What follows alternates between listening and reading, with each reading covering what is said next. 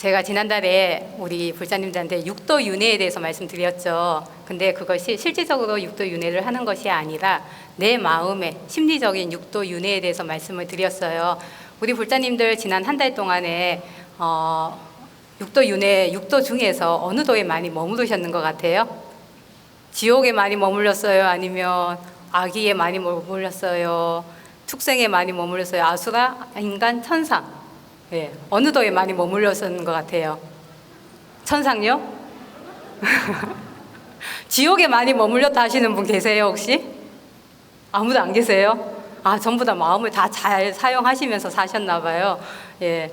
아마 우리 불자님들께서는 지난달에 제가 천상은 어떤 복락이 닿으면 곧바로 지옥에 이렇게 간다라고 말씀을 드렸잖아요. 심리적으로. 근데 가장 우리가 머물러야 되는 것은 인간도라고 말씀을 드렸어요. 아마 우리 불자님들께서는 인간도에 많이 머무르시면서 내 마음을 잘 닦아서 깨달음을 구하고자 그렇게 노력하면서 사시지 않았을까라는 생각을 해요. 예.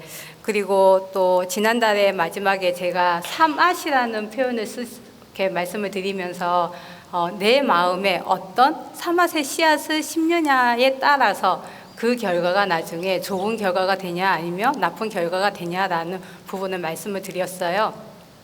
한 달 동안에 우리 불자님들께서는 내 마음에 어떤 삼앗을 심어서 그 심은 삼앗에다가 자양분을 듬뿍 주어서 어떤 결과까지는 아니어도 그것을 성장 발전시키셨는지 한번 곰곰이 생각해 보는 그러한 시간이 되셨으면 좋겠습니다. 마음의 구조, 우리의 마음의 구조라는 거는 우리가 너무도 잘 아는 안이비 설신의라는 육군에 의해서 그 육군으로서 바라보는 대상, 색성향 미촉법이라는 육경을 바라보면서 그 육군과 육경이 어떤 작용을 해서 우리는 안식, 이식, 비식, 설식, 의식 이렇게 육식의 작용을 낳아요. 그러한 육식의 작용에 의해서 우리는 나라는 자아의식이 생기는데 어떤 잘못된 인식인 거죠. 이것이 나라는 자아의식이 생기는데 그 자아의식을 우리는 말라식이라고 해요. 근데 그 말라식과 안이비 설신이 육식이 함께 또 작용을 해서 내 안에 모든 생각과 감정들을 무의식 세계에 이렇게 무의식 세계에 저장을 하거든요. 우리는 그것을 제8식인 아레야식이라고 표현을 해요. 이것이 나중에 유식의 이거 구조인데 유식에 대해서는 아마 나중에 한참 뒤에 아마 제가 또 말씀을 드릴 것 같아요. 근데 그러한 무의식에 내가 심어놓은 모든 생각과 감정들은 드러나는 부분이 어떤 부분인가 하며 여기에서 봤을 때 위에 드러나는 부분은 아주 작죠. 아주 작은 부분만 우리가 마음의 작용으로서 작용을 하고 있다라는 거예요. 근데 무의식에 내 마음 밑에 무수히 많이 깔려있는 생각과 감정들이 어떠한 연과 만났을 때 그것이 나도 모르는 사이에 툭툭툭 이렇게 나오는 경우가 있어요.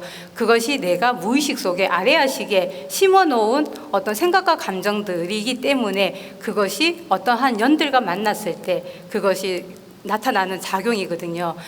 그래서 아까 사맛이라는 표현을 말씀을 드렸잖아요. 내가 내 마음에, 내 생각에, 내 감정에 어떤 사맛의 씨앗을 심어서 그 심은 씨앗을 무의식 속에 저장을 하느냐가 그만큼 중요하다는 거예요.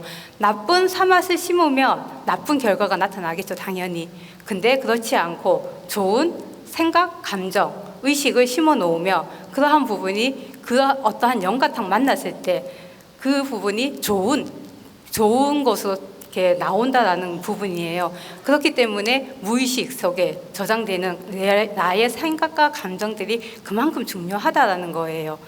이러한 것들을 아레아식에 저장이 되어 있고 그러한 부분은 모든 것을 이렇게 아주 자연스럽게 어떤 보살 행위로서 하는 부분을 우리는 보살이라는 표현을 해요. 이것이 대승불교에 오면서 보살이라는 용어가 많이 사용이 되어지고 많이 사용이 되어졌거든요. 보살이라는 표현은 옛날 부처님께서 이렇게 석가모니 부처님 때도 보살이라는 표현을 썼었어요. 근데 대승불교에 오면서 보살은 어느 누구나가 깨달음을 구하고자 하면 모든 사람들이 보살이라는 것을 칭했어요. 그래서 대승불교에 오면서 모든 사람들을 칭하는 범부 보살 사상으로 이렇게 변하거든요. 근데 이 보살의 의미는 무엇인가 하면 보디살타의 준말로서 보디사트바라고 해요. 보디사트바는 인도의 산스크리트어를 사용을 했거든요. 옛날에는 그 산스크리트어의 용어예요. 보디살타에서 보디사트바에서 보디라는 거는 깨달음이라는 뜻이에요. 그리고 사트바는 우리의 중생을 이야기를 하는 거예요. 그래서 보살이라고 하면 깨달음을 구하기 위해서 열심히 수행 정진해서 성불하겠다라고 서원을 세운 모든 사람들을 보살이라고 칭하는 거예요. 그리고 이러한 보살은 위로는 깨달음을 구하고 아래로는 중생을 구제하는 그러한 서원을 세우고 있는 것이죠. 그리고 보살은 지혜와 자비를 함께 갖추어야 하는 덕목으로서를 함께 갖추어야 하는 것입니다. 그리고 이러한 보살은 깨달음을 구하기 위해서 육바라밀이라는 것을 실천을 하는 분들이세요. 우리가 너무나 잘 알죠. 육바라밀. 첫 번째 뭐예요? 보시, 지계, 인요, 정진, 선정, 지혜. 제일 처음에 뭐가 나오죠? 보시가 나오죠. 이 보시에 대해서 제가 오늘은 말씀을 드릴 겁니다. 자, 아까 보살이 지혜와 자비를 함께 갖추어야 된다고 말씀을 드렸어요. 왜 함께 갖추어야 될까요? 자, 그림에 보면 수레가 있죠. 수레에 양바퀴가 있어요. 양바퀴가 있는데 이 양바퀴와 지혜와 자비가 함께 같이 작용을 하는 것이라고 생각을 하면 될 것 같아요. 수레의 양바퀴 중에서 어느 한 바퀴가 고장이 났다거나 없다거나 부러졌다거나 하면 수레가 잘 굴러갈까요? 아니죠. 잘 굴러가지 않죠. 보살도 마찬가지인 거예요. 수레의 양바퀴처럼 지혜가 자비보다 많다거나 아니면 자비가 지혜보다 많다거나 하면 잘못된 어떤 보살행을 할 수 있는 부분이기 때문에 지혜와 자비는 함께 갖추어져야 되고 균등하게 갖추어져야지 되는 것이 이 보살이라는 거예요. 아시겠죠? 그리고 이거는 인드라망을 표현해 놓은 건데요. 왜 이것을 표현해 놨냐면요. 인드라라는 거는 제석천을 의미하는 거거든요. 너무나 많이 들어보셨죠, 제석천. 망은 그물망자예요. 그래서 제석천이 머무르는 궁전 위에 아주 끝없이 펼쳐져 있는 그물을 인드라망이라고 해요. 그런데 이 그물이 끝없이 펼쳐져 있는데 그 펼쳐진 그 그물마다 그물 코에 뭐가 달려 있냐면 이렇게 보배 구슬이 달려 있어요. 보배 구슬이 달려 있고 그 보배 구슬은 다른 구슬들을 다 비춰지고 있는 거예요. 이 구슬 또한 다른 구슬들한테 다시 비춰지는 거예요. 그러다 보니까 하나의 구슬이 다른 구슬을 비추고 다른 구슬은 또 다른 구슬을 비춰지는 그러한 중종무진의 세계가 펼쳐지는 거예요. 근데 이러한 것은 우리가 불교에서 석가모니 부처님께서 말씀하신 인과의 법칙하고 똑같은 거예요. 왜냐? 우리가 이 세상을 살아가는 데 있어서 이 세상에서 나타나고 있는 모든 현상들은 어떤 하나의 작용만으로 일어날까요? 그렇지 않죠. 인과 연이라는 그러한 것이 연이라는 작용이 붙는데 이 연이라는 작용에 한 가지만의 작용으로 일어나는 건 아니에요. 무수히 많은 작용이 연이라는 그러한 연을 토대로 해서 모든 현상이 나타나는 부분이거든요. 그래서 우리는 인과의 법칙이라고 얘기를 해요. 우리가 세상을 살아가는 데 있어서 나 혼자만 살아갈 수 있을까요? 그렇지 않죠. 내 혼자만 살아간다고 하면 모든 부분이 다 의미가 없을 것 같아요. 내가 오늘 사무사에 오기 위해서 우리 보살님들 서사님들 아침에 일어나서 세수하시고 옷 입으시고 차를 타고 이렇게 오셨잖아요. 근데 거기서 옷도 입고 세수하고 차 타고 이렇게 오는데 거기서 내 혼자만의 작용으로 되는 게 있어요? 그렇지 않죠. 차 같은 경우도 차를 부품을 만드는 사람도 있을 거고 조립을 하는 사람도 있고 모든 부분이 작용이 혼자 한 사람만의 작용으로 일어나는 건 아니잖아요. 여러 사람의 작용, 여러 사람의 노력, 여러 사람의 연들로 인해서 자동차라는 차가 만들어지고 나라는 것이 만들어지잖아요.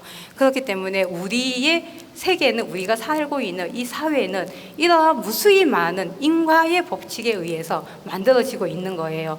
근데 육바라밀 중에서 보시가 제일 먼저 나오죠. 왜 보시가 제일 먼저 나올까요? 이 인과의 법칙하고 똑같이 연관이 되는 거예요. 왜냐? 인과의 법칙은 나라는 존재는 다른 사람들에 의해서 함께 만들어지는 존재잖아요.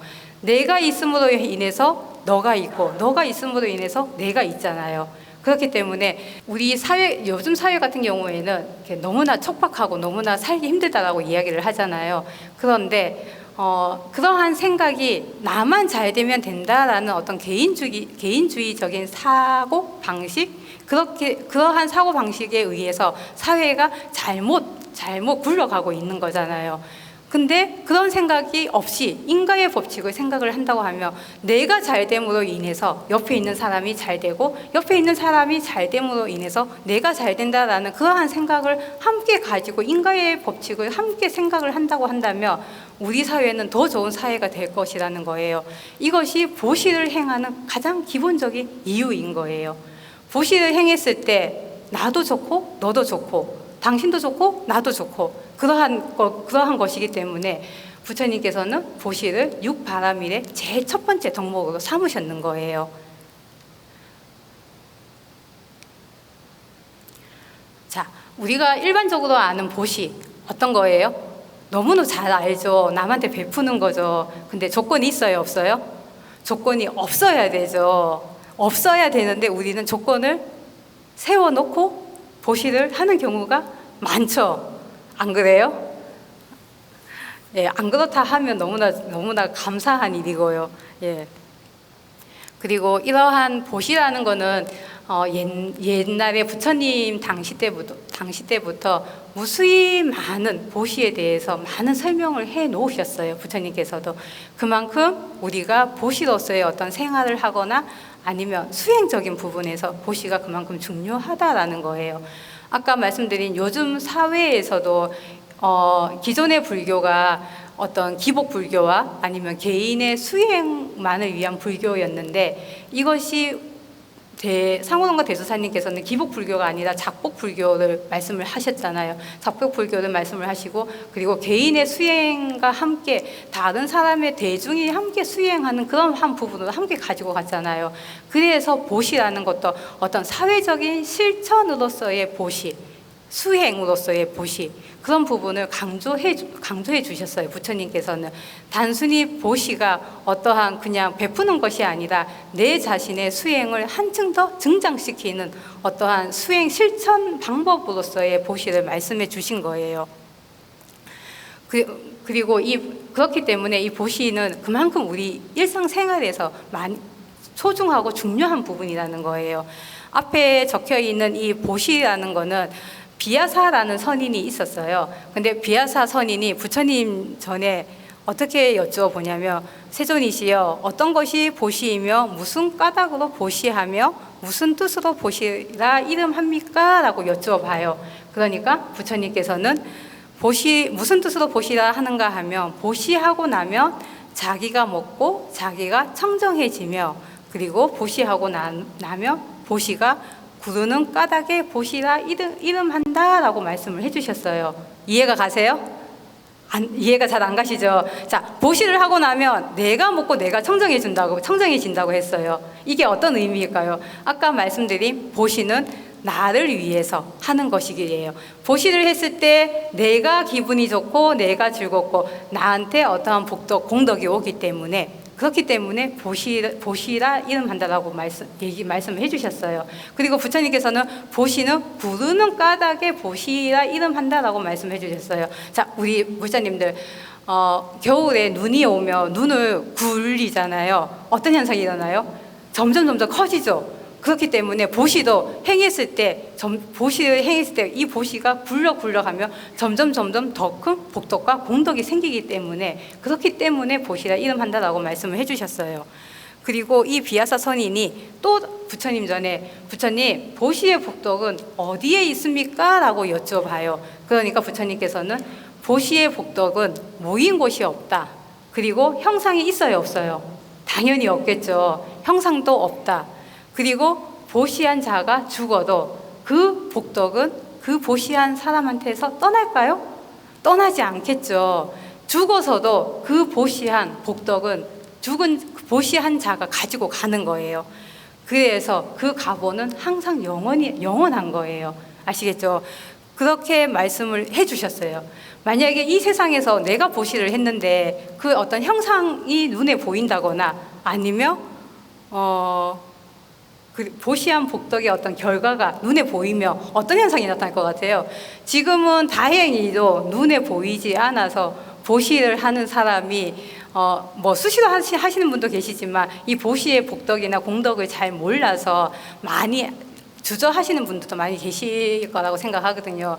다행히도 보시의 어떤 형상이나 어떤 가보가 어떤 정말 눈에 보인다고 한다면 아마 서로 보시를 행하기 위해서 싸우고 아마 다툼이 일어나지 않을까라는 생각하거든요. 부처님께서는 이렇게 보시라는 것은 형상이 없다라고 말씀을 해주셨어요. 그리고 이 보시의 복덕이라는 거는 부처님께서도 보시한 자가 죽어서도 가지고 간다. 우리가 해가 날 때 길을 가면 그림자가 항상 나를 따라다니잖아요.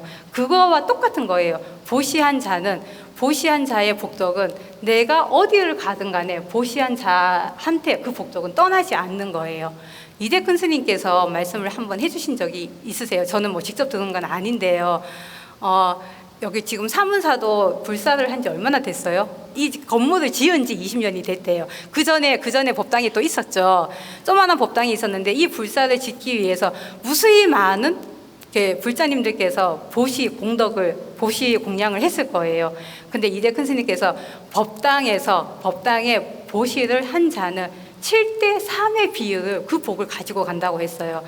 모든 불자님들이 우리 사문사 법당에 와서 기도를 하며 소원 성취를 이루시는 분들이 많죠. 예. 그러한 소원 성취를 이룬 그러한 사람들의 복덕을 봤을 때 그 복덕을 소원 성취한 사람이 100을 다 가져가는 것이 아니라 소원 성취한 사람이 70을 가져가고 이 법당 불사를 위해서 보시한 사람이 30을 가지고 간다는 거예요. 그래서 7대 3의 그러한 복을 나눠서 가져간다는 거예요.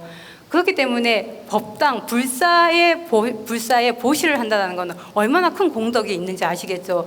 이 공덕은 세세생생 가겠죠.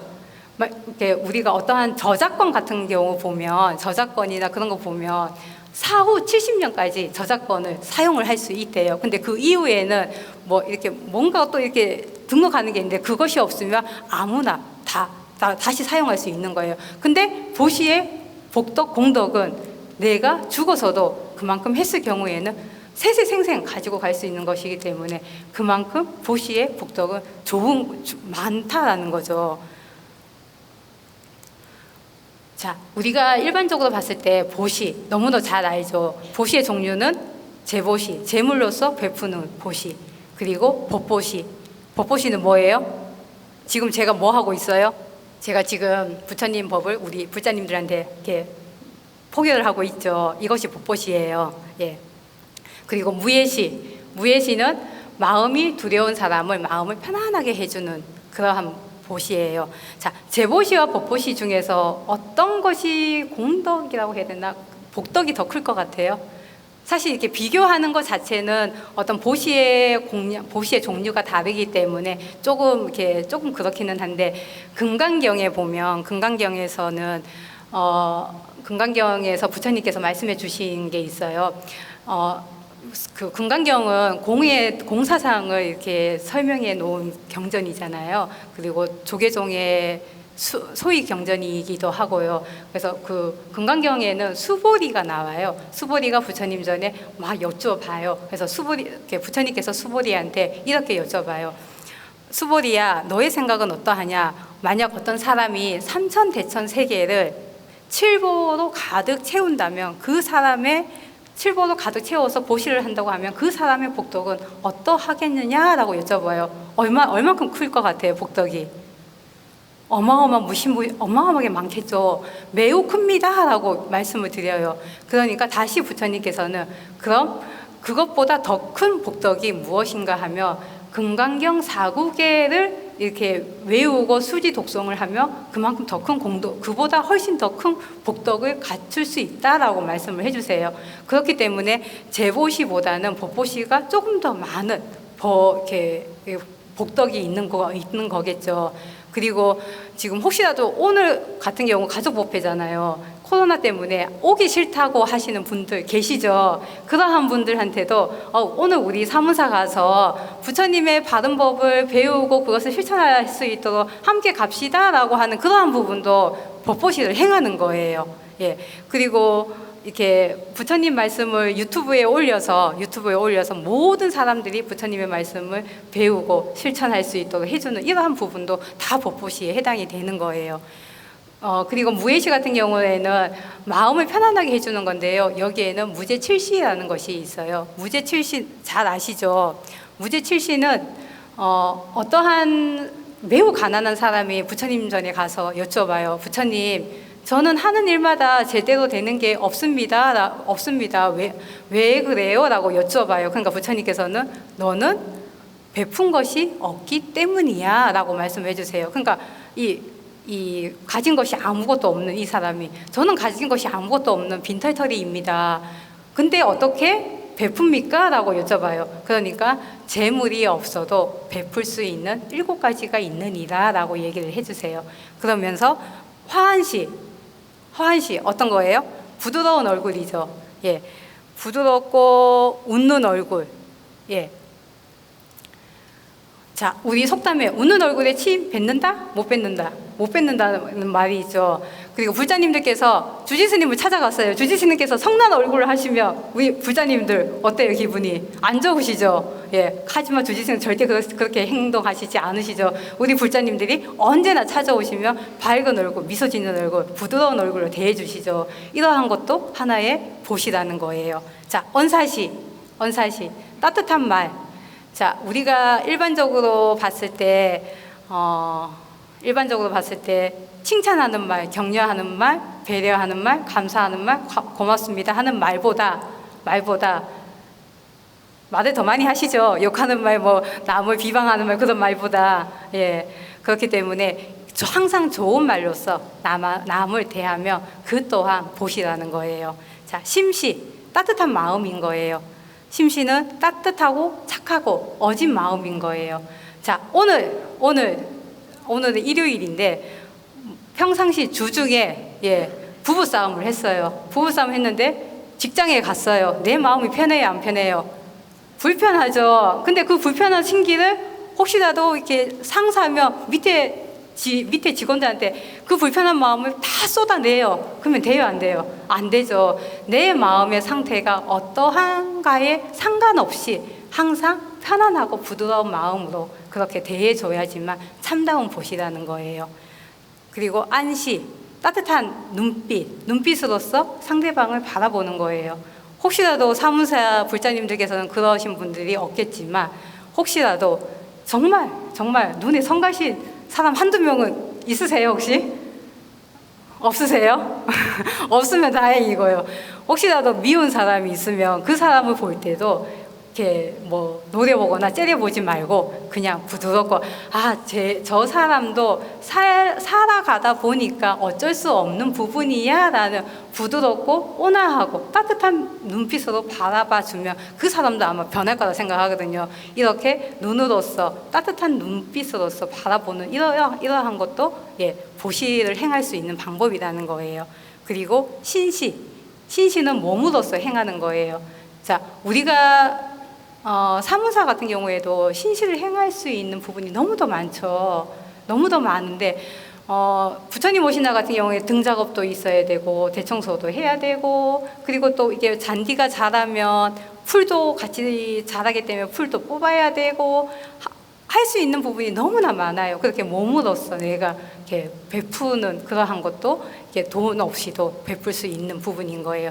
그래서 앞으로도 혹시라도 주지스님께서 이렇게 사무사에 어떤 이렇게 뭐라고 해야 되나, 울력을 한다고 한다면 적극적으로 동참해서 내가 보시를 행하는데 한 번 더 보탤 수 있는 그러한 불자님들이 되셨으면 좋겠어요. 자, 그 다음에 자시예요. 자시는 앉을 자리를 양보하는 거거든요. 예전 같은 경우에는 가장 자시에서 가장 많이 중요한 것보다는 가장 많은 부분을 이야기할 수 있는 거는 옛날 같은 경우에는 버스를 타면 노인분들한테 자리 양보하는 게 되게나 일반적이었잖아요. 근데 요즘은 그렇지 않잖아요. 그렇게 몸이 불편하거나 그러한 사람들한테 자리 양보하는 것도 마찬가지고, 법회에 왔는데 자리가 없어요. 내 자리를 양보해 주는 것도 자시에 해당이 되는 거예요.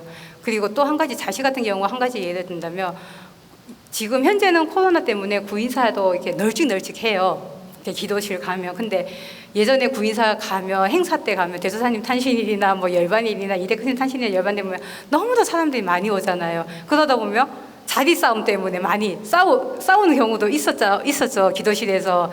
그렇게 자리 욕심 내지 않고 내가 앉을 수 있는 자리만큼 자리를 차지하고 다른 사람한테 자리 양보하는, 이러한 것도 다 내가 행할 수 있는 보시에 해당이 되는 부분인 거예요. 앞으로도 혹시라도 이렇게 구인사 가서 사람들이 너무너무 많아서 그럴 때 정말로 나의 자리를 조금 양보해서 함께 앉아서 기도하게 해주는 그 공덕도 무한하다고 생각하거든요. 그렇기 때문에 그런 부분도 마음을 잘 쓰셔가지고 자시를 행할 수 있는 그러한 불자님들이 되시면 좋을 것 같아요. 찰시 같은 경우에는 상대편의 마음을 잘 헤아려 주는 거예요. 상대방의 마음이 불편한지 아니면 어디가 불편한지 그렇게 마음을 잘 헤아려서 그런 부분을 잘 감싸주는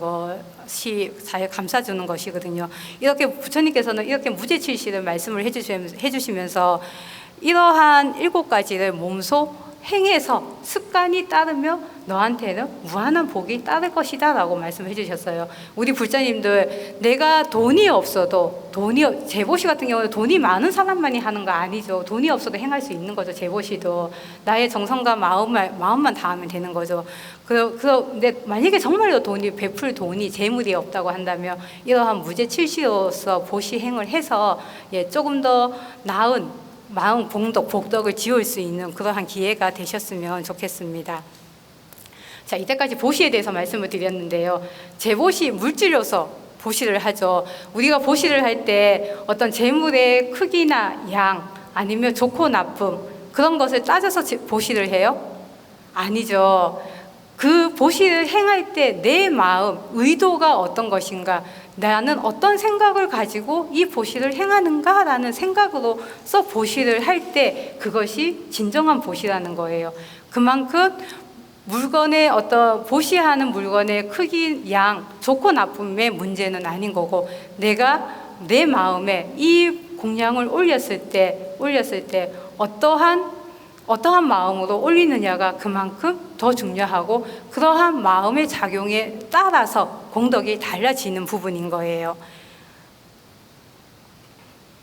근데 우리 보시를 행할 때, 내가 이만큼 보시를 행했을 때 다른 사람이 나를 잘 봐주겠지라는 생각, 아니면 내가 이러한 보시를 행했을 때 나한테 어떠한 이득이 오겠지, 그런 생각, 아니면 어떤 기대, 내가 이것을 했을 때 이만큼의 복이 나한테 오겠지, 이러한 기대를 하고 한다면 그것은 그 보시한 복을 까먹는 격이 되는 거예요. 그렇기 때문에 내가 보시를 행했을 때는 모든 부분이 그냥 정말 순수하고 깨끗하고, 그러한 생각과 감정과 의도로서 했을 때 진정한 보시가 된다라는 거예요. 그리고 이 자타카에서도 보시를 할 때 보시를 하기 전에도 기쁘고 보시를 할 때도 기쁘고 보시하고 나서도 기쁜 그 마음이 들 때 참다운 보시다라고 이야기를 해놓은 것이 있고요. 그리고 초기 경전에서도 보면 보시의 어떤 양을 얼만큼 하라라는 이야기를 적어 놓은 건 하나도 없는 거예요. 단지 내가 내 마음 보시를 할 때 내 마음의 정성과 마음이 어떠한가라는 부분이 중요하다고만 강조해 놓은 부분이 많은 거예요. 그리고 이러한 동기적인 부분에서 이렇게 가장 큰 공덕이 되는 부분은 빈자리 1등에 서라라는 게 있는데 혹시 아시죠? 이 이야기. 부처님이 어떤 마을에 이렇게 갔는데 모든 사람들이 부처님 전에 등 공양을 올리는데 정말로 가난한 한 여인이 있었는데 그 가난한 여인의 이름이 난타인데 난타 여인은 너무나 가난했는데 그래서 본인이 너무나 가난해서 부처님 전에 올릴 공양이 아무것도 없는 거예요. 근데 열심히 일을 해서 한 푼을 벌었는 거예요. 그 번 돈으로 부처님 전에 지극한 마음으로 공양을 올려요. 그래서 이렇게 밤이 됐는데 모든 등불은 다 꺼지는데 이 등불만이 꺼지지 않는 거예요. 그래서 안 하니 이 등불을 막 끄려고 하니까 부처님께서 안 하나 애쓰지 말아라. 이 등불은 가난한 여인의 정성과 노력, 정성이 가득 든 것으로 공양을 올렸기 때문에 아무리 너가 끌려고 해도 꺼지지 않는다 라고 하시면서 나중에 이 여인은 수미등강 열애가 될 것이다 라고 말씀을 해주시는 거예요. 그만큼 보시의 어떤 재물의 양이나 물건의 좋고 나쁨보다는 올리고자 하는 그 당시의 마음, 정성이 중요하다라는 부분을 말씀해 주신 거예요. 그러한 마음과 정성으로 인해서 공덕의 차이가 나는 부분을 또 말씀을 해주셨고요. 그리고 그러한 보시의 공덕은 뭐에 따라서 또 달라지냐면요. 보시를 하는 대상에 따라서도 달라진다라고 이렇게 마지막 니까야라는 보시에 대한 분석의 경우에 이렇게 나와 있어요. 자, 처음에 축생한테 보시를 하며 그 마지막 니까에 보면 부처님께서는 개인한테 하는 보시 14가지에 대해서 말씀을 해주셨고 그리고 승가한테 보시하는 7가지에 대해서 말씀을 해주셨어요. 근데 그 개인한테 하는 14가지가 축생 뭐 부도덕한 사람, 도덕적인 사람 이런 부분이 14가지가 되는 거거든요. 축생한테 보시를 하면 100배의 가품이 기대가 된다라고 말씀을 해주세요. 그리고 부도덕한 일반 사람한테 보시를 하면 1000배의 가품이 기대가 된다. 그리고 도덕적인 일반 사람한테 보시를 하면 10만 배의 가품이 기대가 된다라고 말씀을 해주세요. 그리고 감각적 쾌락에 대한 욕망에서 벗어난 사람한테 보시를 하면 1000억 배의 가품이 기대가 된다라고 말씀을 해주시고 그리고 성자의 흐름에 든 사람한테 보시를 하며 셀 수 없고 헤아릴 수 없는 복덕이 기대가 된다라고 말씀을 해주세요. 자, 여기서 축생한테 보시한다라는 거는 요즘 동물 많이 키우죠. 그것도 어떻게 보면 보시의 일종이라 생각하거든요. 근데 축생한테 보시하며 100배. 근데 그보다 부도덕한 사람이라는 거는 여기서 어떤 의미냐고 하면요. 이렇게 도살이나 이러한 업에 종사하는 사람들 있죠. 그러한 사람들한테 보시를 했을 때는 1000배예요. 축생보다는 그러한 사람한테 보시를 하는 게 더 중요하다는 거예요. 앞에서 제가 지혜잡이 말씀드렸죠. 그래서 지혜가 필요한 거예요. 지혜로운 보시를 했을 때 그만큼 더 많은 공덕을 가지고 갈 수 있는 부분인 거예요.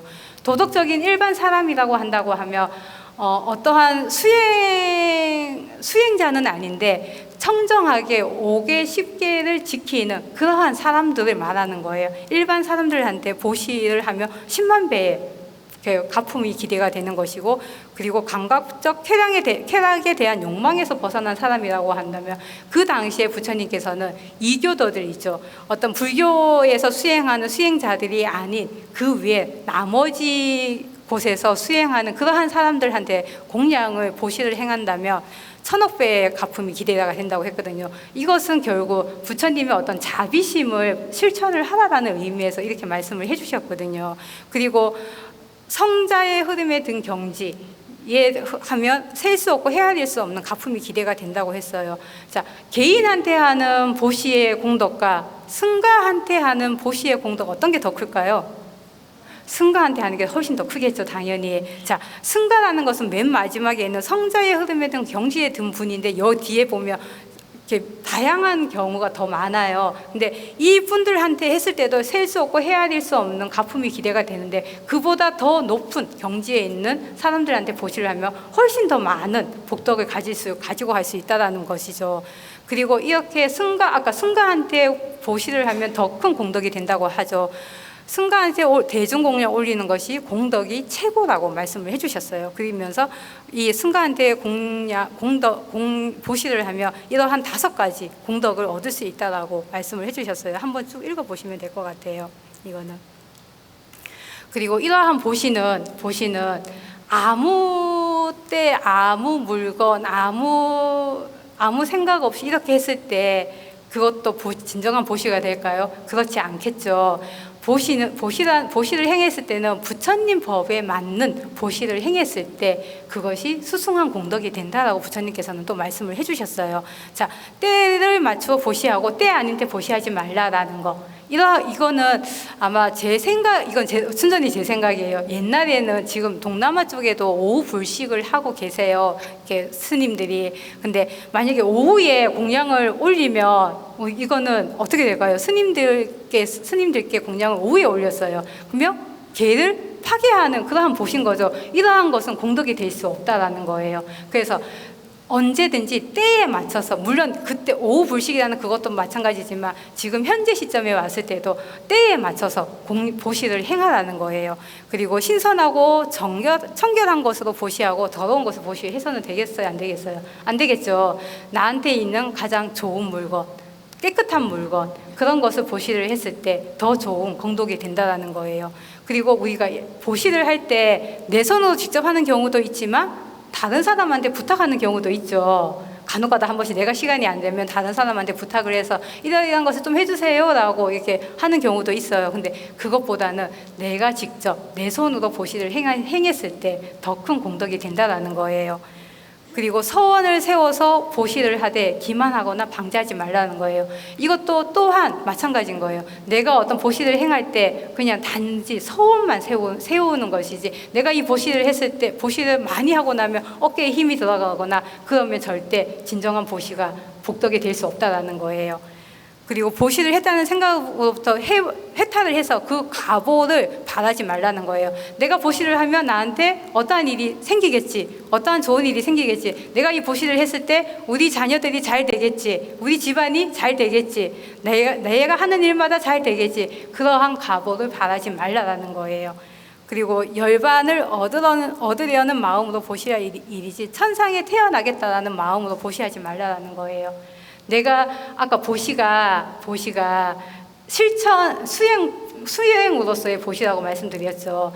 천상계에 태어나겠다라는 생각보다 이 보시를 행함으로 인해서 내가 깨달음을 구하고자 하겠다라는 그러한 마음으로 보시를 했을 때 보시의 공덕이 훨씬 더 크다라는 거예요. 그리고 공경할 만한 복전에 보시할 일이지 어리석은 복전에 보시하지 말라. 아까 앞에서 말씀드린 축생한테 보시하는 것과 성자의 흐름에 든 자한테 보시하는 게 그 복덕이 엄청나게 달라지죠. 그렇기 때문에 지혜가 필요한 부분인 거예요. 중생에게 해황하는 마음으로 보시하는 일이지 나만을 위해서 보시하지 말라는 거예요. 내가 이 보시를 했을 때 나만 좋으면 되는 게 아니고 모든 사람들한테 되돌아갈 수 있도록 하는 보시가 진정한 보시라는 거예요. 그리고 이렇게 보시를 행했을 때 보시하는 사람과 보시를 받는 사람, 그리고 보시하는 물건이 깨끗할 때 이것을 우리는 삼륜청정이라고 해요. 삼륜이 청정할 때 그 보시의 공덕은 훨씬 더 크다라는 거예요. 자, 우리 천태종 같은 경우에 보면 정법도량이죠. 재정이 투명해요, 안 투명해요? 투명하죠. 예. 자, 이렇게 재정이 투명하고 정법도량에 보시를 행했을 때 그 공덕이 훨씬 더 수승하다라는 거예요. 그리고 그 보시하는 사람들은 내가 이 보시를 했을 때 어떤 바람을 바라지 않아야 되는 것이고, 그리고 보시한 보시를 받는 이 사람도 어떤 계율이 어긋나거나 그러한 사람들한테 보시를 했을 때는 진정한 보시의 공덕이 될 수 없는 거예요. 그리고 사문사에 우리 불자님들 보시 공양 많이 올리시잖아요. 그러한 공양을 올렸을 때도 이 사찰을 운영하고 돈을 사용하는 사람들이 얼만큼 잘 사용하느냐에 따라서 보시한 사람들의 공덕이 달라질 수 있는 부분인 거예요. 그리고 그 보시한 사람들의 공덕도 달라지지만 그 보시금을 사용한 사람의 공덕도 달라지는 거예요. 그만큼 보시한 공양금을 어떻게 사용하느냐도 그만큼 중요하다라는 거예요. 그리고 보시한 물건, 남한테서 훔치거나 뭐 도둑질을 하거나 뇌물로 이렇게 보시를 하는 건 진정한 보시가 아니겠죠. 그렇기 때문에 보시하는 사람도 깨끗해야 되고 보시 받는 사람도 깨끗해야 되고 보시하는 물건도 삼륜이 청정했을 때 그 복덕은 훨씬 더 크다라는 부분인 거예요. 이 벽화에서 보면 부처님 전에 모래 공양 올리는 어린아이 2명이 부처님 전에 모래 공양 올리는 벽화 많이 보셨죠? 예, 이것이 자바 환경에 나오는 자야와 비자야의 모래 공양이에요. 부처님께서 안한하고 이렇게 탁발을 나오세요. 근데 소꿉장난을 하는 2아이가 있었는데 그 2아이 중에 한 아이가 부처님 전에 공양을 올려야 되겠다라는 그러한 마음으로 본인들이 소꿉장난하는 그 모래 옛날에 모래 같은 거 할 때 이것이 밥이다, 쌀이다라고 생각하면서 막 이렇게 이렇게 저희도 모래도 이렇게 석구장난하고 그랬잖아요. 이 아이들도 똑같이 이 모래가 쌀이라고 생각을 하고 부처님 전에 공양을 올려요. 공양을 올리니까 아나니 이 아이한테 뭐라고 하냐면 아무리 어린 아이지만 부처님 전에 모래를 공양을 올리면 어떡하냐라고 이야기를 하시는 거예요. 그러니까 부처님께서는 괜찮다. 이 공양을 받아라라고 말씀하시면서 아난한테 이 모래를 내가 앉고 눕고 경행하는 곳에 깔아라라고 말씀을 해주세요. 그러면서 부처님께서 씩 웃으세요.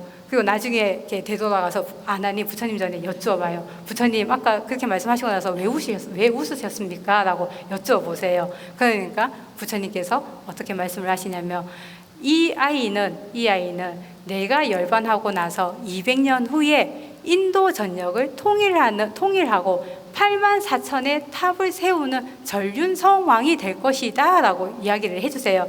그러면서 한 말씀 더 붙이시는 것이 이 아이는 모래를 공양을 올렸기 때문에 얼굴은 추하고 성격은 좋지 않을 것이다 라고 말씀을 해주세요. 근데 이 아이가 후에 누굴 것 같아요? 인도 전역을 통일한 왕이 누구예요? 예, 아쇼카 왕이에요. 예. 아쇼카 왕이 200년 전에 부처님 전에 이렇게 모래 공양을 올렸기 때문에 인도 전역을 통일하는 전륜 성왕이 되는 거예요. 근데 얼굴이 정말로 못생겼다 해요. 예, 이렇게 경전에 보면 못생겨서 인도 같은 경우에는 부인을 되게 많이 둔다고 해요. 부인은 많이 두는데 모든 부인들이 이 아쇼카 왕을 이렇게 가까이 가지 않을 만큼 얼굴이 추했다고 해요. 그리고 성격이 좋지 않을 거라고 말씀했죠. 기존에는 너무나 포악하고 그랬는데 부처님의 법을 이렇게 듣고 부처님께 기이하면서 그때부터 해가지고 이렇게 잘 되는 그러한 케이스거든요. 그리고 부처님께서 이 모래를 내가 앉고 눕고 경행하는 곳에 깔아라라고 말씀을 해주신 이유는 뭘 것 같아요? 그만큼 이 아이들이 공양을 올렸는데 그 공양의 공덕이 더 많이 되게 하기 위해서 부처님께서는 앉고 눕고 경행하는 곳에 깔아라라고 말씀을 해주시지 않으셨을까 저는 그렇게 생각하거든요.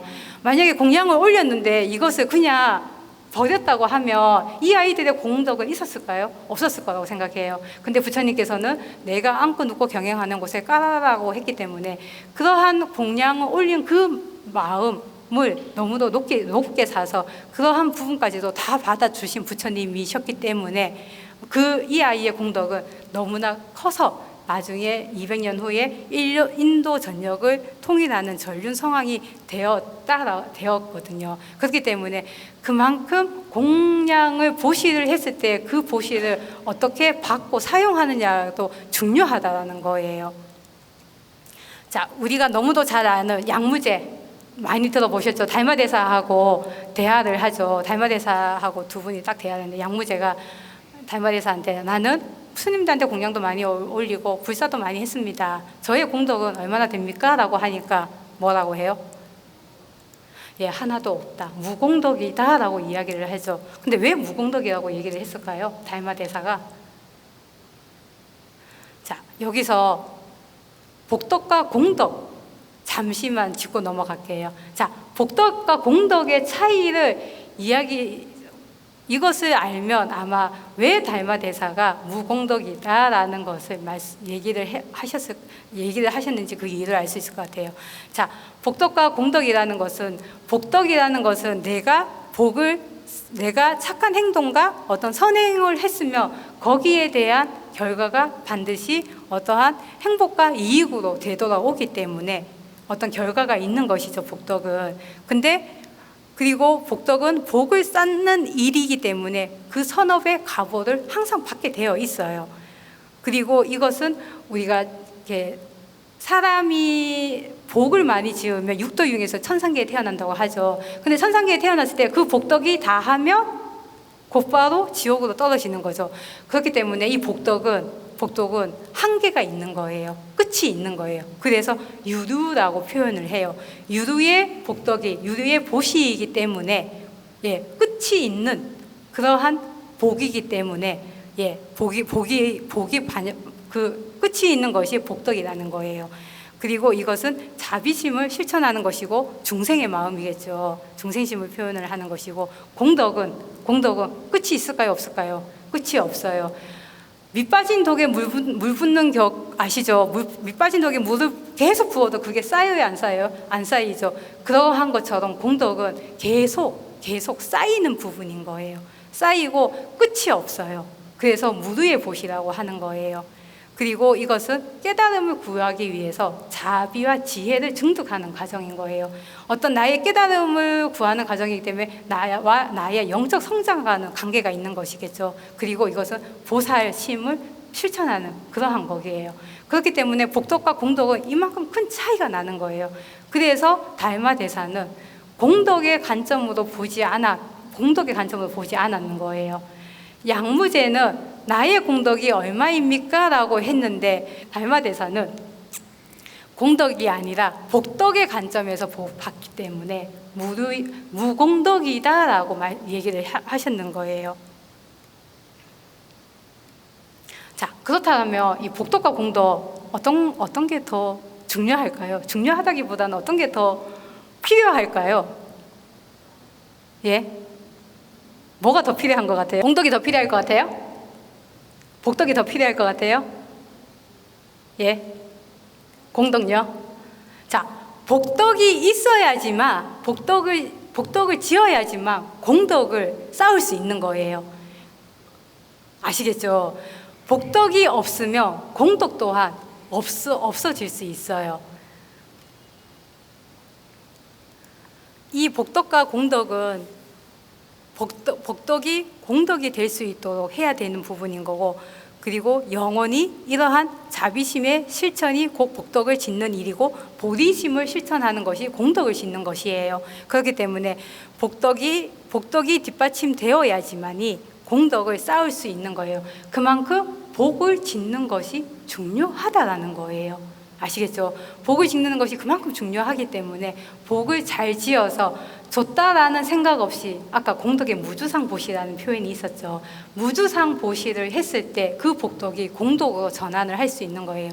내 마음 한번 어떠한 바램이나 조건이나 기대나 원하는 거나 없이 무주상으로 보시를 했을 때 그것이 곧바로 공덕의 자리에 갈 수 있는 부분인 거예요. 근데 복덕이 없이는 공덕을 쌓을 수 없는 거예요. 그만큼 복 짓는 것이 중요한 부분인 거예요. 자, 복덕이라는 부분을 자바함경에서는 밑에 내용은 자바함경인 거고요. 위에는 증일아함경에 있는 내용인데, 부처님께서도 복덕이 없음을 두려워하라라고 하면서 복이 없으면 고통과 괴로움의 근본이니 복 짓기를 게을리하지 말라라고 말씀을 해주셨어요. 그만큼 복 짓는 것이 중요한 거예요. 자, 저희 상호동가 대조사님께서 작복불교 복을 지으라라고 말씀을 해주셨죠. 근데 우리 설 연초에 복 많이 받으세요 이렇게 인사하잖아요. 복 받으세요, 새해 복 많이 받으세요 이렇게 인사하잖아요. 그것보다는 복 많이 지으세요라는 그러한 인사말이 더 좋지 않을까라 생각하거든요, 저는요. 그리고 대조사님께서도 작복불교, 복을 많이 짓는 그러한 불교를 하셨기 때문에 구인사에 가면 우리 스님들께서 뭐 도와주세요, 뭐 도와주세요, 뭐 도와주세요 무수히 많이 도와달라고 하죠. 왜냐하면 스님들이 한 10대분의 스님이 몇천 명의 신도님들의 공양을 다 이렇게 손수 지울 수 없기 때문에 보살님들이나 처사님들한테 어떤 보시의 기회를 주기 위해서, 복을 짓는 기회를 주기 위해서 그렇게 이렇게 하라라고 얘기를 하는 거거든요. 그렇기 때문에 구인사에 가시면 뭐 도와주세요 하면 정말 시간이 없거나 몸이 아프거나 그러지 않는 이상 많이 복을 지을 수 있는 그러한 우리 불자님들이 되시면서 아울러서 우리 스님들을 많이 도와주는 그러한 보시기 때문에 그 공덕 또한 무한하다 생각하거든요. 그렇기 때문에 많이 복을 지을 수 있는 그러한 부자님들이 되셨으면 좋겠습니다. 그리고 이 앞에 불전함 있죠. 불전함. 예전에는 뭐였어요? 이름이? 복전함이었죠. 복전이 무슨 의미예요? 복전이? 복밭이죠. 왜 복밭이라고 해요? 밭에 씨앗을 하나 심으면 그 씨앗은 얼만큼의 열매를 맺어요? 하나의 씨앗을 심으면 하나의 열매만 맺어요? 그렇지 않죠. 무수히 많은 열매를 맺죠. 이 불전함 또한 마찬가지인 거예요. 불전함 또한 내가 1,000원을 복전함에 넣으면 이 복전이기 때문에, 복밭이기 때문에 거기에 얼마만큼의 복이 따라올지 모르는 부분인 거예요. 우리 보살님, 처사님들께서 정말로 마음 정성 다해서 넣는 이 불전함이 그만큼 큰 복을 가지고 올 수 있다는 거예요. 돈에 많고 적음의 문제가 아니죠. 이것도 내 마음의 정성, 마음이 중요한 부분인 거. 부처님도 이 복 짓는 거에 게을리하지 않으신 분이 우리 석가모니 부처님이세요. 자, 아나율 아세요? 아나율. 눈이 먼 천안제일, 부처님의 10대 제자 중에서 천안제일 아나율이 있었어요. 근데 부처님 설법 시간에 잠시 졸았는 거예요. 졸았는데 부처님께서 뭐라고 했는 거예요. 너는 내가 이렇게 설법하는데 이렇게 졸고 있으면 어떡하냐. 그러니까 이 아나율이 부처님 전에 앞으로는 절대 졸지 않겠습니다, 자지 않겠습니다 라고 이야기를 하는 거예요. 그래서 열심히 수행 정진하는데 졸지 않아서 눈에 진물이 나서 결국은 눈이 멀게 돼요. 근데 어느 날 이 아나율이 이 본인의 옷을 꾸미기 위해서 바늘에다가 실을 깨려고 하는데 눈이 안 보이니까 못 깨잖아요. 그래서 아나율이 이렇게 이야기를 해요. 누구든 이 세상에 복을 지으려는 자가 있으면 나를 위해서 이 바늘에 실을 깨어다오라고 이야기를 해요. 그러니까 그 옆을 지나가던 부처님께서 그 실과 바늘을 내게 다오, 나에게 공덕을 짓게 해다오라고 말씀을 해주세요. 그러니까 아나율이 부처님이라는 걸 아시고, 부처님께서는 우리 기입을 양족존하죠. 지혜와 복덕이 다 갖춰져 있는 분이신데 어찌 또 복을 구하려 하십니까? 라고 이렇게 다시 여쭤봐요. 그러니까 부처님께서는 뭐라고 말씀하시냐면 이 세상에 어느 누구보다도 나보다 더 복을 구하는 자는 없다라고 말씀을 해주시는 거예요. 정말로 지혜와 자비, 복덕을 다 갖추신 부처님도 복을 짓기 위해서 이렇게 많은 애를 쓰고 노력을 하시는데 우리 불자님들 아직 지혜와 복덕을 다 갖추지 않았죠. 불자님들께서도 부처님의 어떤 저러한 부분을 따라서 열심히 이렇게 보시의 공덕, 복을 짓는 그러한 기회를 많이 가지고 가셔야 되지 않을까라는 생각하거든요. 그래서 복이라는 거는 기회가 있을 때마다 지을 수 있는, 그 기회가 있을 때마다 복을 지을 수 있도록 많이 애써 주셨으면 좋겠습니다. 자, 이때까지 무수히 많은 이야기를 했는 것 같아요. 근데 그 무수히 많은 이야기 중에서 딱 한 가지, 무주상보시. 이때까지 이야기한 욕점인 거예요. 무주상보시.